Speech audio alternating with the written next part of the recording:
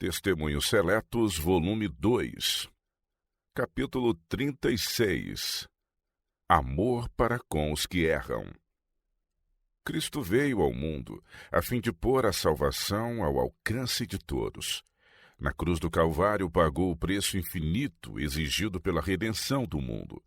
Sua abnegação e renúncia, seu trabalho desinteressado, sua humilhação e, sobretudo, o holocausto de sua vida atestam o amor profundo que votou à humanidade decaída.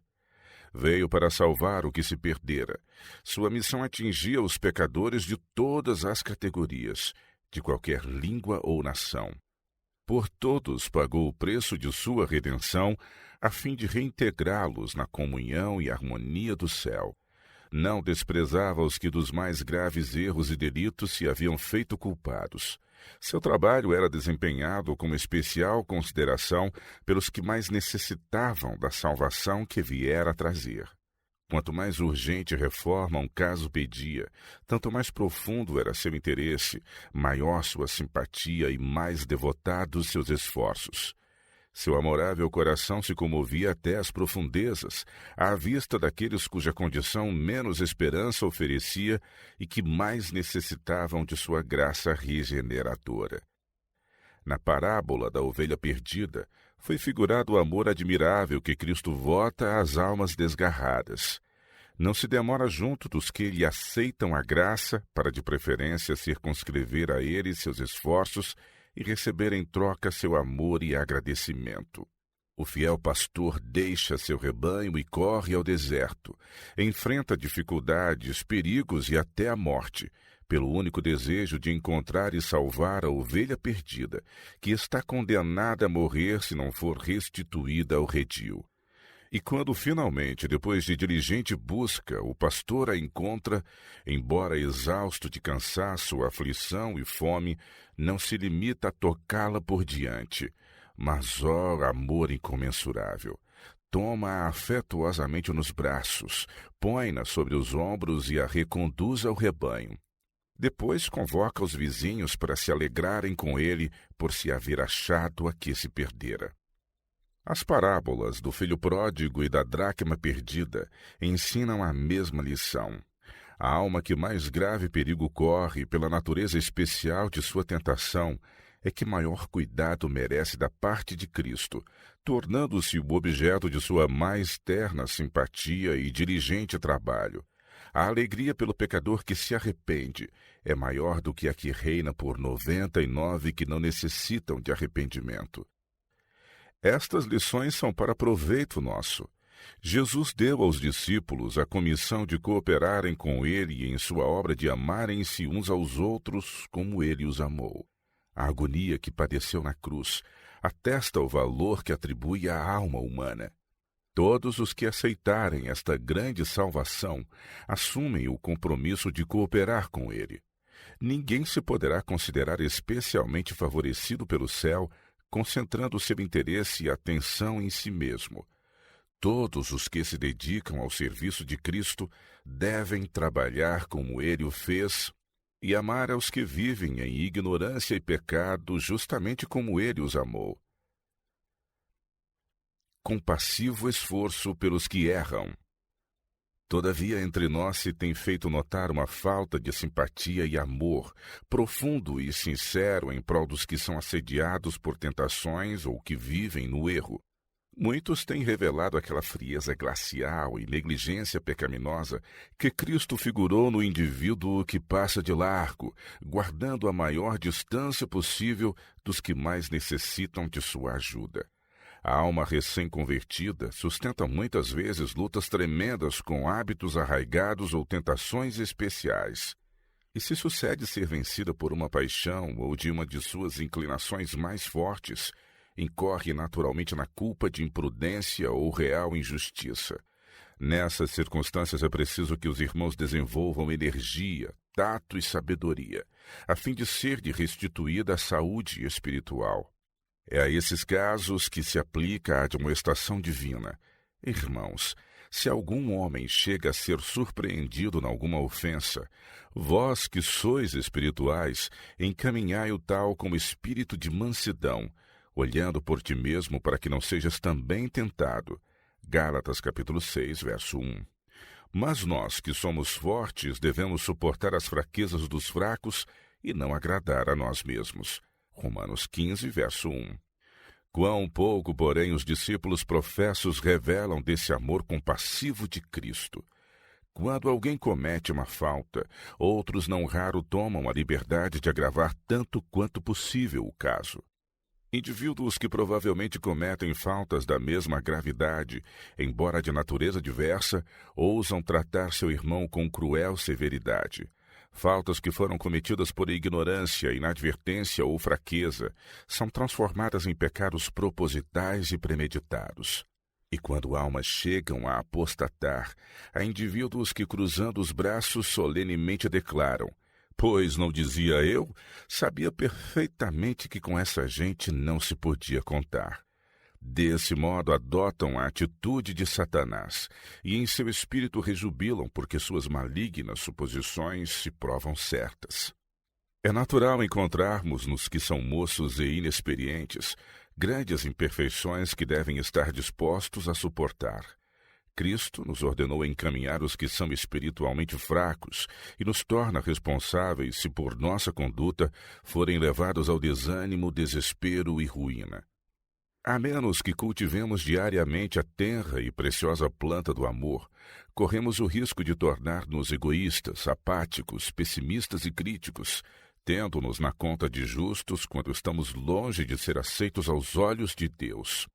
Alguns são indelicados, ríspidos e severos. São como as cascas ouriçadas das castanhas, ferem ao mais leve toque e fazem muito mal, por isso que representam falsamente o caráter do amoroso Salvador. Temos de atingir um padrão mais elevado ou seremos indignos do nome de cristãos. Cumpre cultivarmos o espírito que Cristo manifestou em seu esforço para salvar os que erram. Estes lhes são tão caros como nós e podem igualmente tornar-se troféus de vitórias de sua graça e herdeiros de seu reino. Mas estão expostos às ciladas de um inimigo astuto, ao perigo e corrupção e sem a graça salvadora de Cristo, caminham para a ruína certa. Pudéssemos ver isto em sua plena realidade, quanto nosso zelo seria estimulado e nossos esforços redobrados para atingir essas pessoas que estão necessitando de nosso auxílio, orações, simpatia e amor. Trabalho abnegado por outros. Possam os que se têm revelado negligentes nesta obra considerar sua responsabilidade em face do grande mandamento que diz: "Amarás o teu próximo como a ti mesmo." Marcos 12, 31. Esse dever pesa sobre todos. De todos se requer que trabalhem, a fim de diminuir os sofrimentos de seus semelhantes e aumentar-lhes as bênçãos. Se somos fortes em nossa resistência às tentações, cumpre-nos ajudar os que são fracos e a elas cedem. Se temos conhecimentos, devemos ensinar os ignorantes. Se Deus nos deu bens deste mundo, devemos com eles socorrer os pobres. Devemos trabalhar em prol de outros. Todos os que se encontram dentro da esfera de nossa influência devem participar de todos os bens de que somos feitos depositários. Ninguém deve contentar-se com fruir os benefícios do Evangelho sem reparti-los com os que estão ao seu redor. Só vivem para Cristo e lhe honram o nome os que são fiéis ao Mestre, buscando salvar os perdidos. A verdadeira piedade forçosamente há de traduzir-se naquele ardente anelo e diligente esforço do Salvador crucificado para salvar aqueles por quem morreu. Quando nosso coração tiver sido enternecido e submetido pela graça de Cristo, quando arder com o senso da bondade e do amor de Deus, o amor, a simpatia e a benevolência dele se derramarão espontânea e eternamente sobre os outros. A verdade exemplificada na vida há de, como fermento oculto, exercer seu poder sobre todos os que com ela entrarem em contato. Deus determinou como único meio de crescer no conhecimento e na graça de Cristo que o homem lhe imite o exemplo e trabalhe como ele trabalhou. Há de custar muito, às vezes, dominar os próprios sentimentos, a fim de não falar em tom que possa infundir desalento aos que se acham em tentações. Uma vida de oração e ações de graça que faça incidir sua luz sobre a vereda de outros não é possível sem decididos esforços. Mas esses esforços hão de ser recompensados, trazendo bênçãos não só ao que recebe, como também ao que dá. O espírito de trabalho desinteressado em favor de outros imprime ao caráter solidez e constância, revestindo-o da amabilidade de Cristo e dá ao seu possuidor paz e ventura. Suas aspirações são enobrecidas e não há nele lugar para a ociosidade e egoísmo. Os que cultivam as virtudes cristãs hão de crescer, desenvolver nervos e músculos espirituais e ser fortes em seu trabalho para Deus. Revelarão uma percepção espiritual aguda, fé crescente e poder triunfante na oração. Os que velam pelas almas e se consagram de todo à salvação dos que erram, operam o mais seguramente possível a sua própria salvação. Mas quanto este trabalho tem sido negligenciado! Se as ideias e sentimentos estivessem sempre assim, votados a Deus, porventura teriam podido perecer almas sob o império do erro e das tentações de modo tão insensível e descuidoso como aliás sucedeu? Não se teriam feito antes mais decisivos esforços, inspirados no amor e na humildade de Cristo, a fim de salvar essas almas errantes? Todos os que forem verdadeiramente devotados a Deus hão de desempenhar-se com maior zelo da obra pela qual ele fez o melhor que pôde, oferecendo por ela um sacrifício infinito, a obra de salvar almas. É esta uma obra especial que se deve cultivar e custear, sem jamais afrouxar os esforços. Respirar a atmosfera do céu. Deus convida seu povo a despertar, abandonar a atmosfera glacial em que tem vivido, sacudindo energicamente as impressões e ideias que fizeram esfriar os sentimentos de amor, conservando-o numa inatividade egoísta. Convida-o a elevar-se acima do baixo nível terreno e a respirar a atmosfera luminosa do céu. Nossos cultos divinos devem ser horas sagradas e preciosas. As reuniões de oração não devem ser feitas pelos irmãos, uma oportunidade de se recriminarem e condenarem mutuamente, dando curso a sentimentos e expressões desafáveis e rudes. Jesus se afastará das reuniões em que reinar esse espírito, e Satanás assumirá a direção delas. Não deve entrar ali nada que tenha um espírito menos benévolo ou cristão, pois o fim da reunião é achar graça e perdão diante do Senhor. E o Salvador advertiu claramente: com o juízo com que julgardes sereis julgados, e com a medida com que tiverdes medido vos hão de medir a vós. Mateus 7, verso 2. Quem poderá colocar-se diante de Deus, estribado num caráter impecável e numa vida pura? Como ousar, pois, criticar ou condenar alguém a seus irmãos? Indivíduos cuja esperança de salvação está posta nos merecimentos de Cristo e devem buscar perdão na virtude de seu sangue, têm o mais rigoroso dever de usar com os semelhantes de amor, compaixão e do espírito de perdão. Irmãos, a não ser que vos eduqueis a respeitar o lugar do culto, não recebereis nenhuma bênção de Deus. Podereis adorá-lo formalmente, mas será um culto destituído de espiritualidade. Onde estiverem 2 ou 3 reunidos em meu nome, aí estou eu no meio deles, disse Jesus. Mateus 18, verso 20. Todos devem sentir que estão na presença divina, cumprindo-lhes em vez de se demorarem sobre os erros e as faltas de outros, fazer um consciencioso exame de seu próprio coração. Se tiverdes confissões a fazer de faltas próprias, cumpre o vosso dever, deixando aos outros que cumpram o deles. Cedendo à dureza de vosso próprio caráter e revelando um espírito incompassivo, afastareis os que devíeis conquistar. Vossa dureza fá-los perder o gosto das reuniões religiosas e tem muitas vezes como resultado a sua renúncia da verdade. Devíeis lembrar-vos de que vós mesmos tendes incorrido na censura de Deus e que, condenando a outros, determinais a vossa própria condenação. tendes um dever a cumprir, que é confessar a vossa própria falta de piedade. Que o Senhor comova o coração de cada membro da igreja, até que a sua graça regeneradora seja manifesta na vida e no caráter de cada um. Então, reunindo-vos para o culto, não será mais a vossa preocupação criticar-vos mutuamente, e sim falar de Jesus e seu amor. Nossas reuniões devem oferecer o maior interesse possível. Deve imperar ali a própria atmosfera do céu. As orações e discursos não devem ser prolixos e enfadonhos, apenas para encher o tempo. Todos devem espontaneamente e com pontualidade contribuir com sua parte, e esgotada a hora, a reunião deve ser pontualmente encerrada. Deste modo será conservado vivo o interesse. Nisto está o culto agradável a Deus. Seu culto deve ser interessante e atraente, não se permitindo que degenere em formalidade insípida. Devemos dia a dia, hora a hora, minuto a minuto, viver para Cristo. Então Ele habitará em nosso coração, e ao nos reunirmos, seu amor em nós será como uma fonte no deserto, que a todos refrigera, incutindo nas almas esmorecidas um desejo ardente de sorver da água da vida.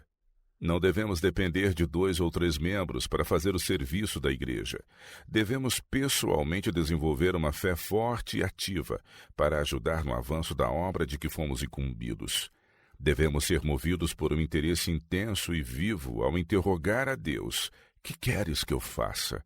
Como devo desempenhar-me de minha missão para o tempo e a eternidade? Devemos pessoalmente fazer todos os esforços no sentido de investigar a verdade e servir-nos de todo meio ao alcance que possa facilitar-nos a investigação atenta e devota das Escrituras Sagradas. Depois, importa que sejamos santificados na verdade, a fim de podermos salvar almas. Remover a maledicência. Fervorosos esforços devem ser empenhados em cada igreja a fim de suprimir o espírito de calúnia e crítica, que é o que maior dano causa à igreja. A dureza e o hábito de criticar as faltas de outros devem ser reprovados como obra do diabo. Cumpre fomentar e robustecer nos crentes o amor e a confiança mútua. Oxalá que, movido pelo temor de Deus e amor dos irmãos, cada qual feche os ouvidos aos mexericos e acusações, apontando ao delator os ensinos da palavra de Deus. Seja ele admoestado a obedecer às Escrituras, levando sua queixa diretamente às pessoas que supõem em falta. Esta maneira de agir generalizada na igreja daria em resultado uma plenitude de luz e bênção, fechando a porta para um dilúvio de males. Deus seria assim glorificado e muitas almas salvas. A advertência da fiel testemunha dirigida à igreja de Sardes reza como segue: Tens nome de que vives e estás morto. Sê vigilante e confirma os restantes que estavam para morrer, pois não achei as tuas obras perfeitas diante de Deus. Lembra-te, pois, do que tens recebido e ouvido, e guarda-o e arrepende-te. Apocalipse capítulo 3, versos de 1 a 3. O pecado especialmente atribuído a essa igreja era que deixara de confirmar os que estavam prestes a morrer. Porventura, esta advertência não se aplicaria também a nós? Examinemos individualmente o nosso coração à luz da palavra divina e seja todo o nosso empenho pôr em ordem nossa vida diante de Deus com o auxílio de Cristo. Membros da igreja, coobreiros de Deus. Deus realizou sua parte no plano de salvar o homem e convida agora a igreja a colaborar com ele. De um lado estão o sangue de Cristo, a palavra da verdade e o Espírito Santo, do outro as almas que perecem. Cada discípulo de Cristo tem uma parte a desempenhar nesse plano, a fim de induzir os homens a aceitarem as bênçãos que o céu lhes prover. Façamos uma indagação minuciosa a ver se temos cumprido essa nossa parte. Examinemos os motivos e todos os atos de nossa vida. Porventura não se nos deparam aí muitos quadros pouco recomendáveis? Muitas vezes recorrestes ao perdão de Jesus, sentindo a necessidade de sua simpatia e amor. Mas acaso não tendes negligenciado revelar a outros esse mesmo espírito com que Jesus vos tratou? Tendes experimentado alguma preocupação por pessoas que trilhavam veredas proibidas, buscando admoestá-las com bondade? Chorastes e orastes por elas e com elas, revelando-lhes por palavras e atos que as amáveis e desejáveis salvar? Estando em contato com pessoas que sucumbiam ao peso de fraquezas e maus hábitos, porventura as abandonastes a si próprias, quando podíeis ter-lhes prestado o indispensável auxílio? Porventura não passastes de largo à vista dessas pessoas, ao passo que o mundo acudia solícito a manifestar-lhes simpatia e prendê-las nos laços de Satanás? Estáveis prontos como Caim a justificar-vos, dizendo: sou eu, guardador do meu irmão? Gênesis 4, verso 9. Como reputará o mestre essa vossa obra, e considerará essa vossa indiferença para com os que se desviaram do caminho reto, quando tem cada alma por preciosa, visto a ter comprado com seu sangue? Acaso não temeis que vos abandone assim como abandonastes a essas almas?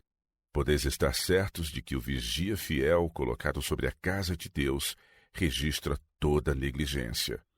Porventura Cristo e seu amor não foram gradualmente excluídos de vossa vida, até que a mera forma houvesse substituído ao culto do coração? Onde está o fervor que sentíeis em vossa alma à menção do nome de Jesus? Quão ardente era vosso amor pelas almas, quando pela primeira vez vos consagrastes a Ele! Com que zelo buscáveis, então, representar-lhes esse amor de vosso mestre? O arrefecimento desse amor tornou-vos frios, críticos e severos. Empenhai-vos em recuperá-lo e buscai, então, conduzir almas para Cristo. Se vos recusardes, virão outros com menos luz e experiência e que têm tido menos oportunidades, e tomarão vosso lugar para executar aquilo que negligenciastes, porque a obra de salvar os tentados, provados e prestes a perecer, terá de ser feita. Cristo oferece esse serviço à sua igreja. Quem está disposto a aceitá-lo? Deus não esqueceu as boas obras e atos abnegados que sua igreja praticou no passado. Esses estão registrados no céu. Mas isto não basta. Estas coisas não salvarão a igreja se ela deixar de cumprir sua missão. Se não cessarem a cruel negligência e o indiferentismo manifestos no passado, a igreja, em vez de caminhar de força em força, continuará a degenerar-se em fraqueza e formalidade. Convém deixar que isso suceda? Deve perdurar esse estado de entorpecimento espiritual e o contínuo arrefecimento do zelo e amor? Deve Cristo surpreender a igreja nesse estado? Irmãos, vossas lâmpadas entrarão sem dúvida a bruxulear e sua luz se apagará, se não fizerdes decidido esforço no sentido de vossa regeneração. Lembra-te, pois, de onde caíste, e arrepende-te, e pratica as primeiras obras. A oportunidade que ora é oferecida pode durar pouco. Se o tempo de graça e arrependimento se escoar sem ser aproveitado, soará a advertência. Brevemente a te virei e tirarei do seu lugar o teu castiçal. Apocalipse 2, verso 5. Estas são palavras proferidas por aquele que é longânimo e paciente. Envolvem solene advertência à igreja e a cada crente individualmente, lembrando-lhes que o guarda de Israel, que não dormita, lhes observa os atos. É à sua longanimidade que devem o não terem sido ainda cortados como os que ocupam inutilmente o terreno. Mas se o Espírito não contenderá continuamente, sua paciência não durará por muito tempo mais. Avivar o primeiro amor. Vossa fé tem de provar-se alguma coisa mais do que tem sido até aqui, ou sereis pesados na balança e achados em falta. A decisão final do juiz no último dia se guiará pelo interesse e zelo que tivermos manifestado no trabalho pelos necessitados, tentados e oprimidos. Não podeis passar de largo por eles e entrar como remidos na cidade de Deus. Em verdade vos digo que quando a um destes pequeninos o não fizestes a mim. Mateus 25, 45. Ainda não é tarde demais para reparar as negligências do passado. Cumpre haver um reavivamento do primeiro amor e do primeiro zelo. Buscai os que tendes repelido, e pela vossa confissão atai as feridas que lhes causastes. Aproximai-vos do grande coração que arde em amor compassivo. deixando que as torrentes da compaixão divina se vos infiltrem na alma e daí se derramem sobre vossos semelhantes. Tomai, por exemplo, a terna simpatia e compaixão manifestadas na vida de Jesus, guiando-vos por elas no trato de vossos semelhantes e principalmente de vossos irmãos em Cristo. Muitos se tornaram fracos e desalentados no ardor da luta, aos quais palavras de simpatia e animação teriam ajudado a vencer. Guardai-vos sempre de vos tornardes frios, negligentes, apáticos, propensos a censurar. Não deixeis passar desaproveitada a oportunidade de dizer palavras confortantes que inspirem confiança. Não é possível prever o alcance das palavras boas e amáveis que proferirmos de qualquer esforço sincero feito para aliviar as cargas aos nossos semelhantes.